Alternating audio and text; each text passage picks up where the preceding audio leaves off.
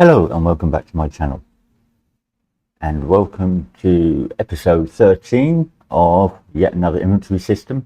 But wait, in this episode we're going to add a small enhancement to our UI. We're going to do a little bit of housekeeping. What do I mean by housekeeping? Well, sometimes when we write code we can look back on it, make it a little bit easier to use, especially if we are using parts of things in our code that repeat themselves, so we can make it a bit easier on ourselves as we're writing code by making some helper functions. And that's what we'll be doing today. And we'll be adding some of those helper functions where appropriate right now. Without further ado, let's get to it. And the first thing we're going to do is we're going to open up our UI folder and our main inventory UI. And in here, we are going to go to our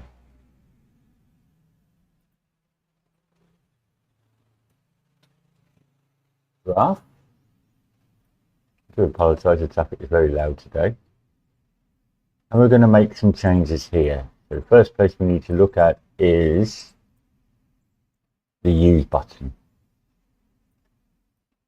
And the problem that we're having at the moment, which I find a little bit annoying, maybe you have yourself if you're following along, is if, for example, we select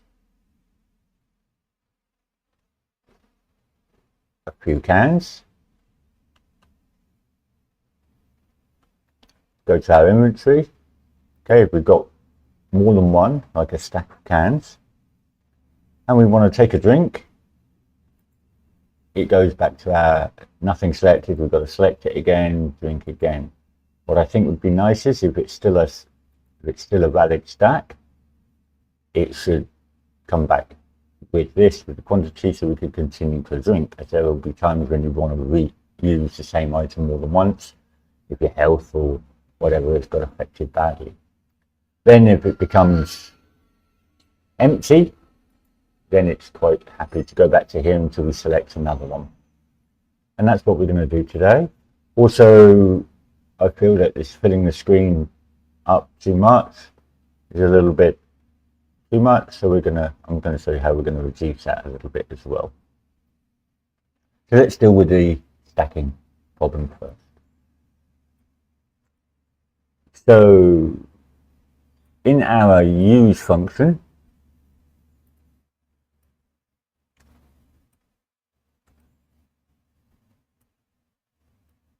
we're removing the item,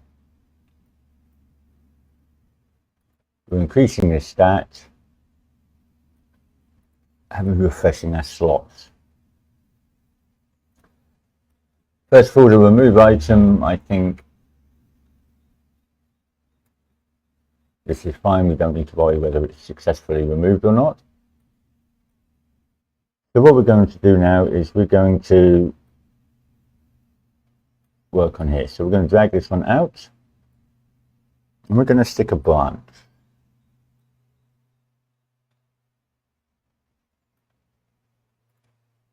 So hold down B and click. And we're going to make ourselves a new variable. Just go down to our variables, and we're going to call it can keep item info. Could be of type Boolean. And on the true, we're going to set it to null. And on the false, we are going to do that. Set it as true. We're also going to add another new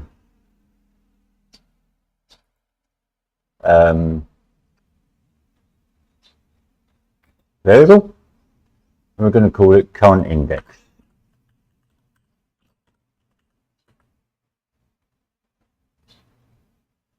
And it appears I already have one, but I don't believe I'm using it. Let me just find references for it. Okay, no, I'm not using it because I'd already put it in when I was practicing. Okay, so this current index we're going to drag out where it's on the true. We're going to set this to -1 and copy and paste that. Oh, not that one. Copy and paste that.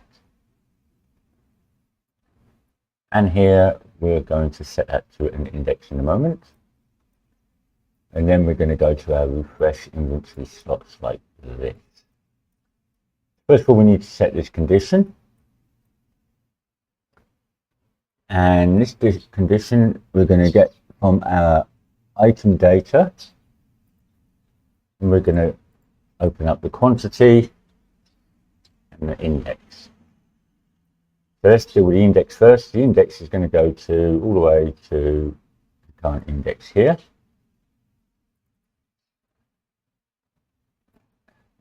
Reroute node. And then the quantity, we're going to say the quantity -1. It's a little bit hard coded, but the use button is only taking 1 from here. So in this instance, it's quite fine. We could actually make this into a variable and go on, or maybe we'll do that at a later date. We're going to say, does this result in 0? And we're going to connect that. So basically what we're saying is, if we take whatever the quantity of this item is, if it's 1 and we -1, it's going to be 0, so it's going to be true. We don't want to keep the item info, and we don't want to set an index. So we're going to say it's -1. If, for example, the quantity here is 4, we -1, it will be 3. This will make it false. We want to keep the item info on the screen. We want to set the index to the index in here so that we can update our item info.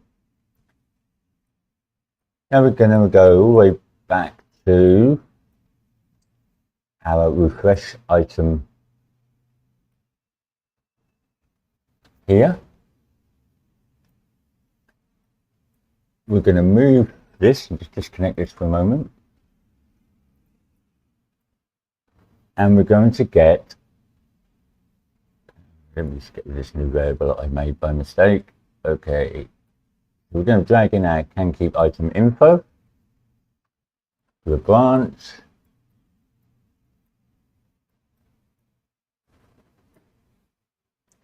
If it's false, we're going to go ahead and run this. Okay. And here we are going to now get our inventory. So remember how we did that? We did get player character, because we know that's the one we're looking for. Get component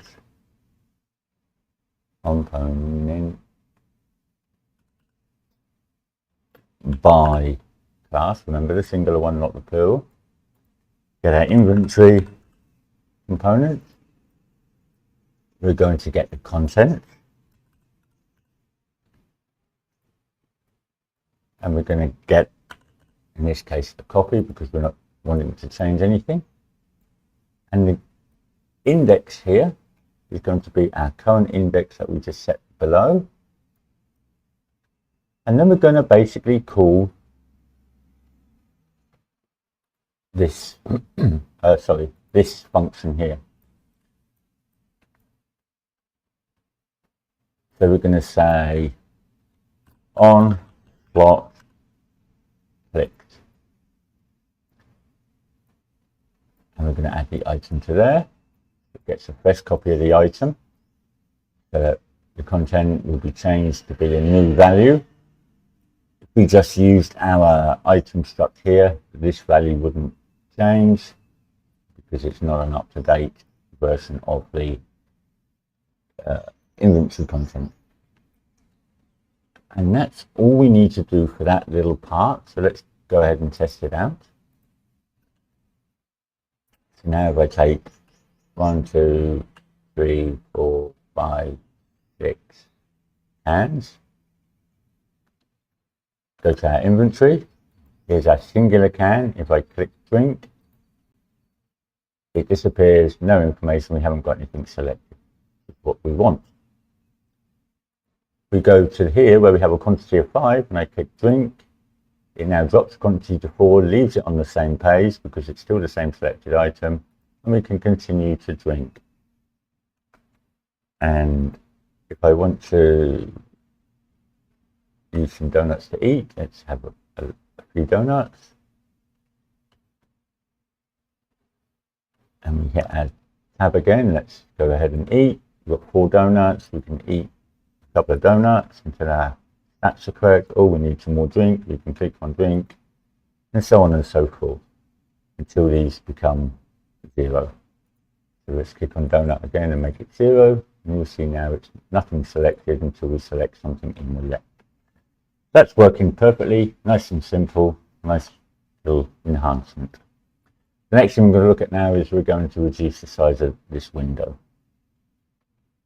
Now when we made this, we made it full size. If we actually look at the border here, our anchors are full size. So we're going to change the anchors. We're going to click on the anchors. We're going to hold down Control and Shift and click the central one. Before we click this full page on, we're going to click the central one. Now you'll see our anchors have changed here. The size hasn't changed, but because this is on a canvas panel, we can change the size. And in playing around, I quite like the size of 1600 by 900. That sort of gives us a nice look. And we can go ahead and check it and see whether this goes over the top of our stats display or not. So we'll just quickly bring it up. Now it looks a bit nicer. We've got our outside world there. And we can change. So if we wanted to stop that clicking, we can show you a way of doing that. But we also have a HUD here, nicely displayed down the bottom. That works lovely. Okay, so now we're going to look at a little bit of housekeeping. We're going to make some helper functions.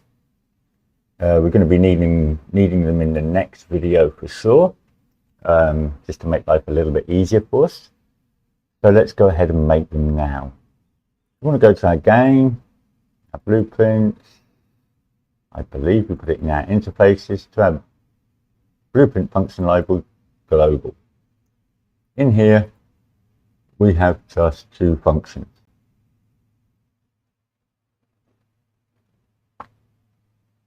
So we're going to add a few more. The first one we're going to add is called give player inventory. This is going to be a pure function. We'll make sure we check pure. And this is relatively simple, but it just saves us having to do the same thing time and time again. So we're going to get our player character, and it requires a world context. So we're going to say get world context. Then from here, we're going to say get component by class. We're going to select our inventory component. If we drag the return value to here, we can click it here. Let's just give this a more meaningful name. We're going to say inventory ref. And that's the first one we're going to do.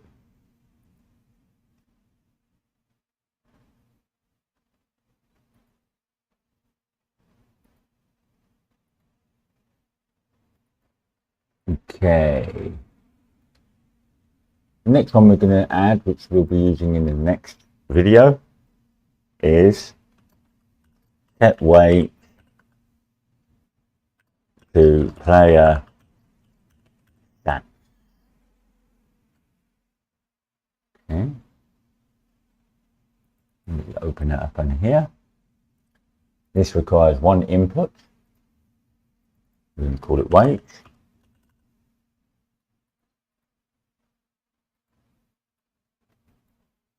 And we're going to go ahead and fill this out. So first of all we need to do is get game instance, get world context. Like I say, if you miss this out, 9 times out of 10 it'll work, but you might get the odd time it doesn't work as expected, so make sure you do try to remember to do that. Then from here we're going to say give player stats, make sure it's from the BPI game instance. We're going to promote this to a local variable and call it L stats.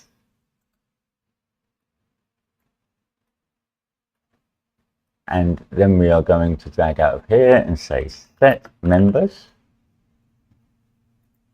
Player stats. The one we're going to choose is inventory weight.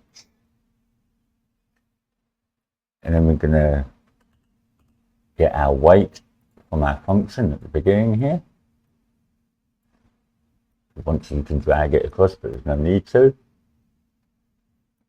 And then from here, we're going to say set player stats, make sure it's BPI game instance interface, and set player stats here.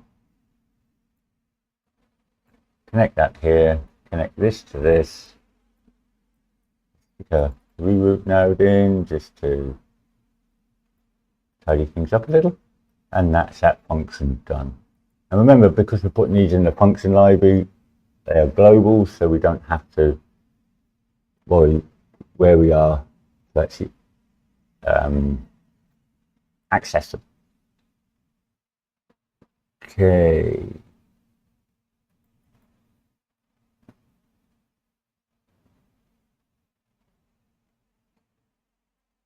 Okay, and this one again we'll be using probably next time or the video after.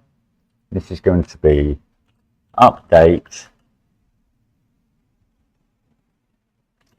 weight display. Again, this makes it a bit easier for us to deal with it. And we're actually going to be using one of our own functions from within here. So we're going to use the give player inventory. In this case, we need to get the world context.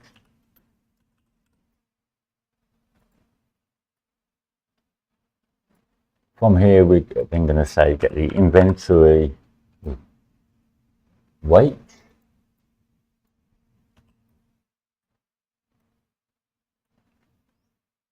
Then we're going to say set weight by player stats. Again, what's the one we've just done. So just making sure that that is set. And then we say get our world context again.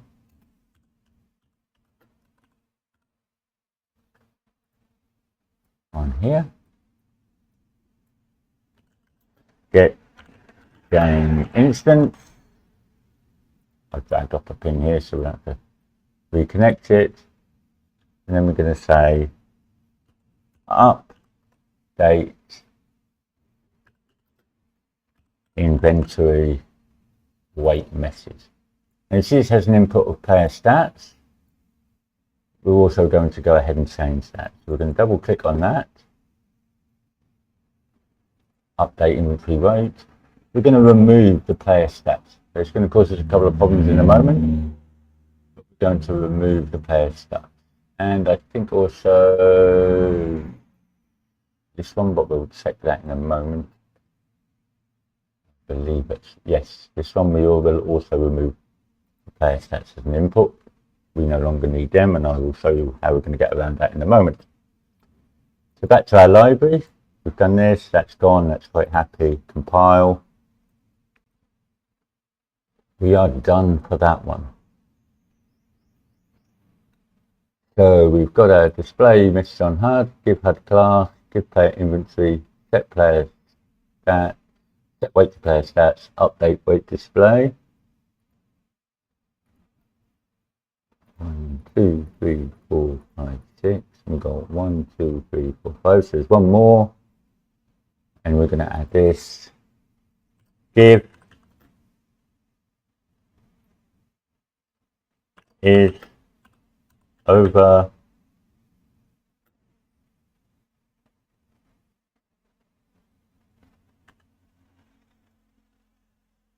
encumbered. I can never spell that, so I spelled it incorrectly. Forgive me. So again, we're going to get our give player inventory. Going to use that. Get world context.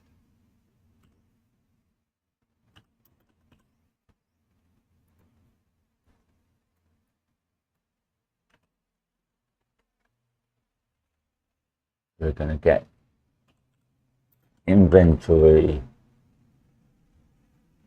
weight. Sorry, no, we're not going to get that at all. We're going to get over. No, I'm not sure whether we've actually made that. No, we haven't made it yet. So let's go ahead and go to our inventory component. We're just going to add the variable. We're going to add the variable and we're going to say over encumbered.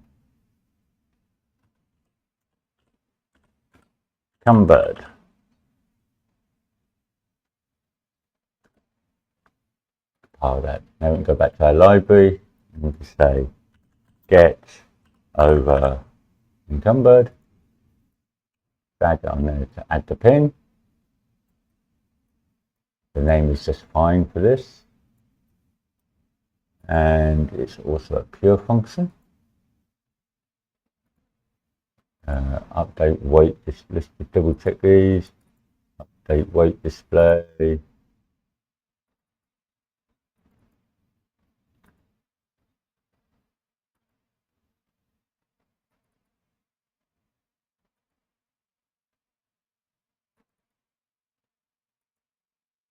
I'm just checking to make sure we're not missing something. Okay. So get over encumbered should be pure. The rest, apart from give player inventory, is also pure. The rest are impure functions. Okay, so we could save that, make sure it's compiled and saved, and we can go ahead and use some of these new functions. So let's find where we're going to use them. So if we go to our main inventory, because I know we've used this here, we're going to right click on it and we're going to say find references by name. Then we're going to hit the little binoculars here. Let it do its search. And that's going to search everywhere in our project that we've used this. So in our game item parent, we've used it. So let's double click that. And instead of that, we're going to say give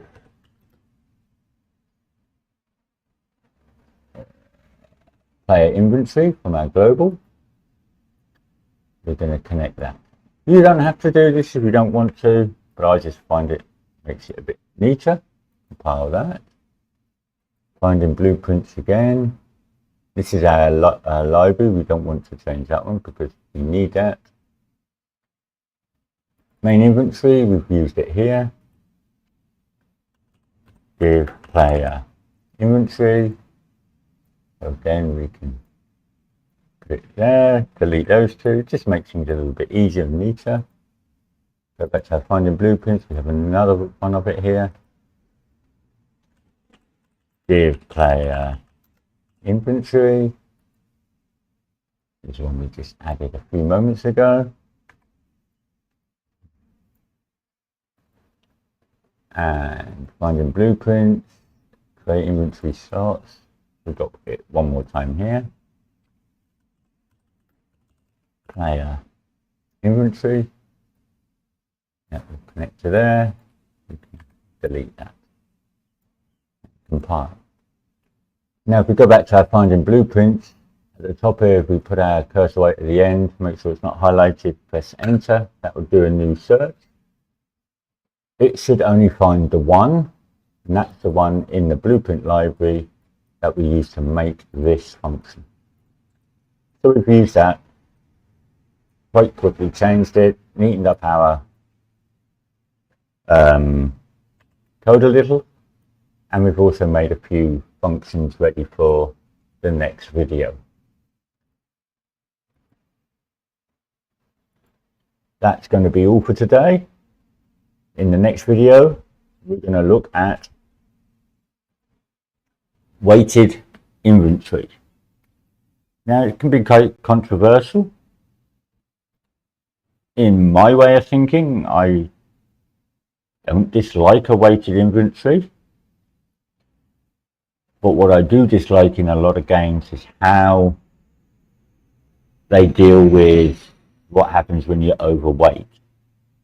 A lot of them just make you walk to an absolute crawl, and especially if you're trying to get away from zombies in a zombie game or other enemies, you end up in a death loop because you've got too much stuff on you. So, in my opinion, that's a little bit too drastic. That's just my opinion.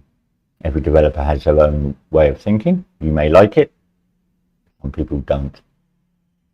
I also know that a lot of people don't like stamina in a game. But a weighted inventory can also, we can have it do different effects, and we're going to look at those after we've done our weighted inventory. We're going to look at how we're going to affect it if it's over encumbered.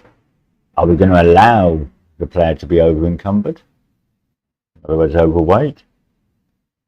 Or are we just going to give them that weight limit, the same as the size limit? When it hits it, you can't pick up anything else. We can have that option.